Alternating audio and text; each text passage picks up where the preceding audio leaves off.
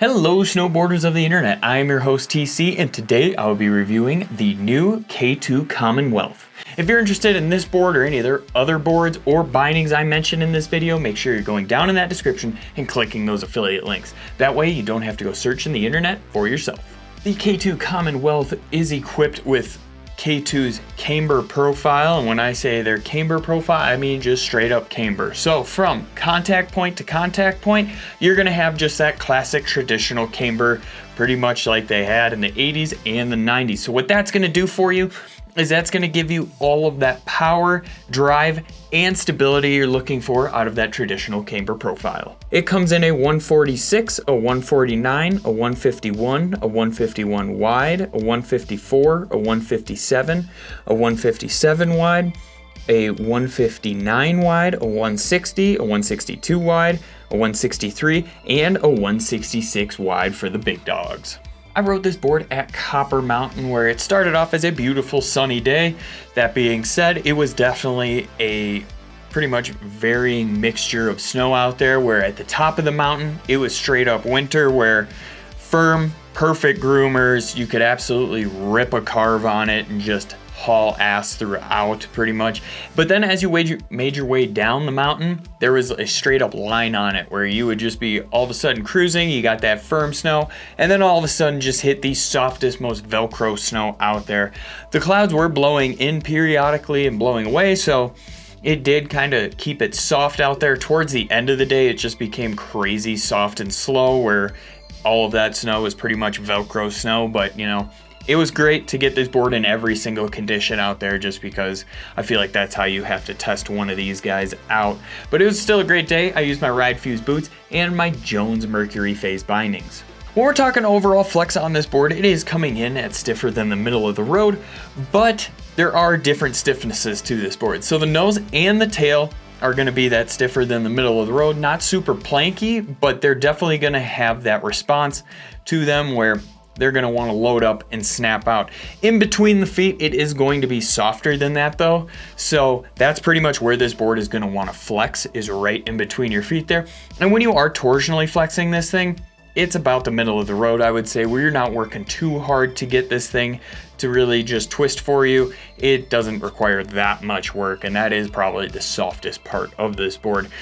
And that directly translates into stability.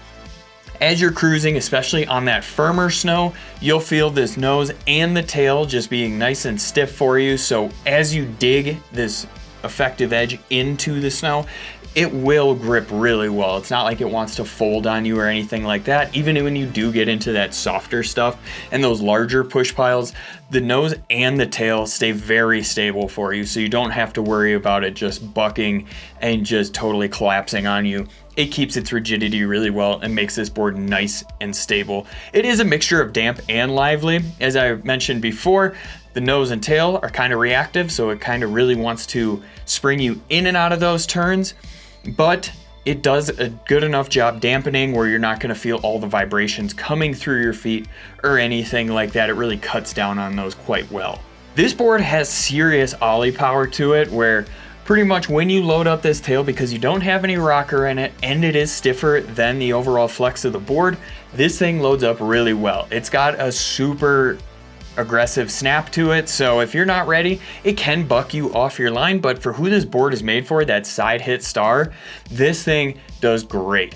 Even on those firmer, icier conditions up top, I was still able to hold my edge, zero problems on side hits, and just pretty much pop this thing to the moon. Even when I was landing on that crustier snow, since this board is nice and damp, it does really take care of all that for you. I didn't have to worry about just getting bucked around or just thrown to a random edge, anything like that. It is very stable. Same with on rollers, you can just absolutely launch this thing and take it super deep. And even if you do land on the tail a little bit more, it is stiff enough to bring you right back down. So if you find yourself getting into some pow landings, anything like that, feel free to put a little bit more pressure on this tail, and it's got enough girth for it to really just bring you back down. Honestly, one of my favorite side hit boards out there for this year. This thing did so well, got me to the moon, and I really didn't have to load it up quite that much, just because in between the feet it is softer, so when you do go To really exaggerate that ollie motion, you do get a little bit more flex in between the feet that give you a nice stable takeoff there on the tail. Since you're enjoying this video so much, you might as well like, subscribe, click that bell, and turn on those notifications so you don't miss any of our scheduled programming. Since the nose and the tail on this board are going to be on the stiffer end, it really wants to flex in the middle. It's not a bad thing, especially when buttering. You're just going to have to put in a little bit more effort for it, but it's really not that bad, especially when you do get that weight over the logo or pretty much where the sizing is on this board on the tail. That center is going to flex for you. It's going to give you a larger surface to work on. You're going to have to work a little bit harder, but just expect that pop on the way out. And the same goes with the nose as well. The nose might be a little bit easier. I would say pretty much just throw that weight right over this K2 logo and you'll be totally fine. And the reason I say over this whole logo is because you do have more wiggle room there since it is so big that you actually have a larger sweet spot on it. But when you are buttering it sideways, it holds really well. It feels nice and stable where it's not really made for that, but you can definitely do it where it's not just pigeonholed to being a side hit board, anything like that.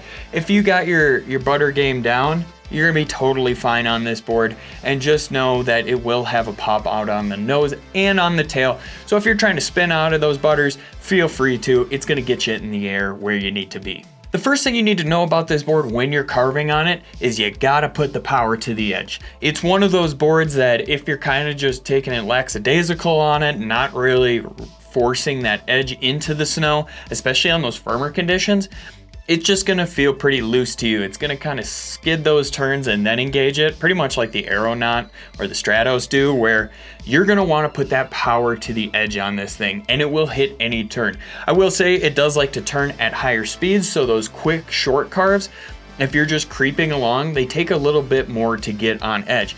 The faster you go, the easier it is. When you're just cruising at that full speed, you can get this thing over nice and easy, especially on those short, quick carves. You don't have any problems there.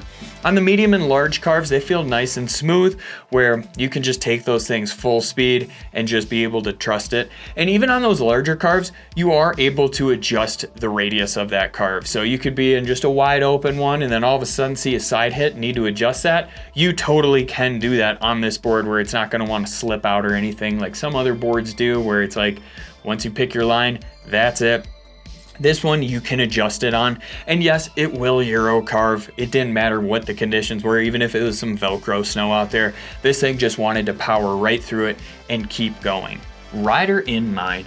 This board is made for that advanced high-speed rider that pretty much just wants to make their mountain just the whole park, I would say, where they're gonna go and take this thing off the side hits, find those rollers, really just bring a freestyle element to all mountain free riding, where just because there is some taper on this board doesn't mean they're not gonna ride it switch or anything like that. It does handle pretty much all of that extremely well. If you're looking for another way to get involved in the Angry Snowboarder community, head on over to Angry Snowboarder VIP. Sure, I could waste your time explaining what it is here, but we have a great video over there getting into it really in depth. I absolutely love this board. This board feels like it was just pretty much designed for me, where it does side hits really well, it carves well, it keeps its speed extremely well. This thing is pretty much just my ideal board, where it's got a little bit of taper, whole bunch of pop out of this tail, and you can still torsionally flex this thing, where if you need to just find that little side hit after you've been going full speed down the mountain, you can pretty much do anything you want on this board. You just have to be a confident rider when you're doing it. I really liked how this thing did ride switch as well, where threw a back one, landed on it. It didn't really feel that much different than just riding it regular. I mean, obviously it's gonna feel a little different because it is a directional board, but it wasn't anything crazy.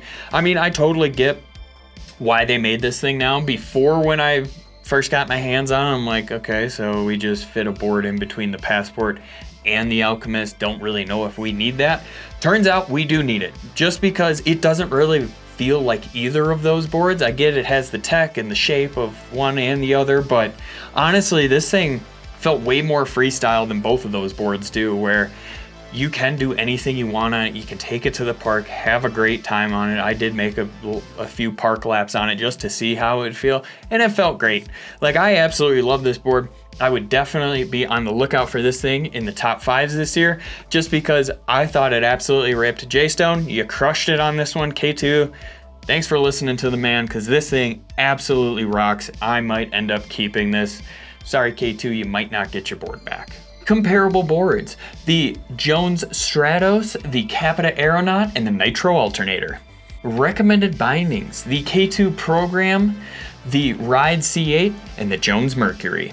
As always, guys, I've been your host, TC, and this has been my review of the new K2 Commonwealth. If you know this is already the board for you, you just don't know what set of bindings to throw on it, why don't you go check out one of the videos for the recommended bindings, and that way you know you're getting something that's going to fit your needs and what the board is looking for.